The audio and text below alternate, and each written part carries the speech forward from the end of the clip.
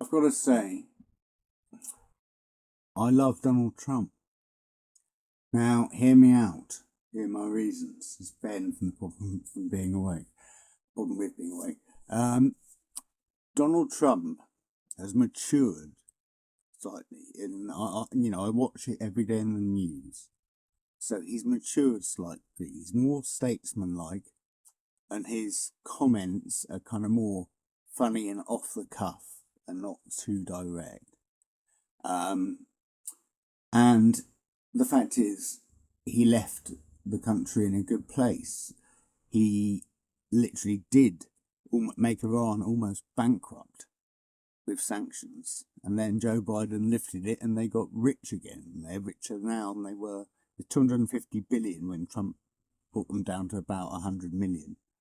And now they're about 200 billion again. So, he did start building the wall, and Joe Biden tore it down, and then they had huge immigration problems. So it turns out his idea of building a wall that we made fun of in the first election was actually very forward thinking and pretty damn on the spot. And quite a lot of the things that people thought negatively about Trump actually did come true. Now, we know he's a showboat. We know he's a media freak. We know he's a bit of a narcissist, definitely. But I don't believe, I truly don't believe he's a narcissist who doesn't love America and doesn't actually want to make America great again. I think he's a narcissist who wants to do that. And that is exactly what we need. Because he's not scared of people. He is not scared of China, Russia, Iran, North Korea. He's not scared. They are more scared than he is. And that's because they know what he can do and what he will do. And they know also not to push buttons because they know he might do something, even bigger. So, he did keep the world in order and restore a lot of the American economy. And then Joe Biden has done basically everything you could do to make America worse.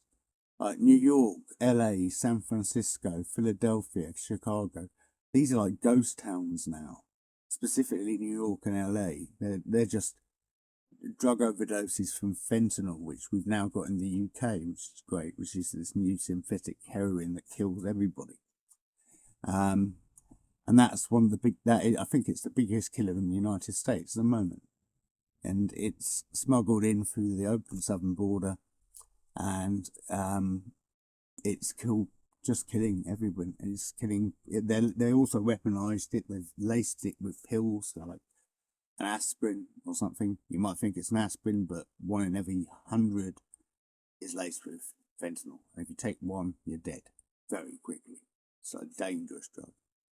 And, if you look at what he promised last time, he did his best to deliver.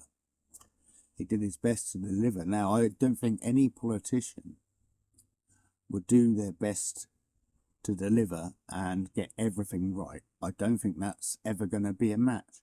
But I think a politician doing their best to deliver on their promises is the kind of person I would want running my country, rather than a person who's determined to make sure that every single poll is interested in him and that he's popular, and make it about him. I think he will, drill baby drill. America's got lots of supplies they need out of the ground. I think he'll start that really quickly. I think he'll first go do the southern border, move on to that, and I think the first year will be interesting, and we'll see some changes in currency as well, and whether the dollar gets stronger or not. But ultimately, he's gone through this sham trial in New York where the star witness was the prosecution's witness until he crumbled and admitted none of it happened, and he's a perjurer, and he also stole from Trump under cross-examination. So that's, they have no case, they haven't presented evidence of a crime, and then they've unprecedentedly sent the jury away for 7 days. So I mean, it's almost, I mean, it's already guaranteed at appeal if they do make some sort of conviction, and guarantee it straight away it'll be appealed because it's illegal, illicit. The judge's daughter is making money every day Trump is in court. That is not a connection that should be there. So, look, I think the man, like him, love him, hate him, fear him, all of those things are part of him. He is a machine. And also, a couple of things that you might not know: he's never drunk alcohol, which could account for his vibrancy. Never in his life, he's never touched one drop, and he's very effective off just 2 or 3 or 4 hours sleep, which was regular for him. He's on the job all the time. He's a workaholic. So he's going to be there, really, I think, leading back to normality, getting rid of the problems in the education system, the protesting, the transgender uprising, everything like that. I think he'll take that under control, and he will restore, with the help of adults and people who are willing to sort of stand up and speak, will restore America to a better place, and people will enjoy that.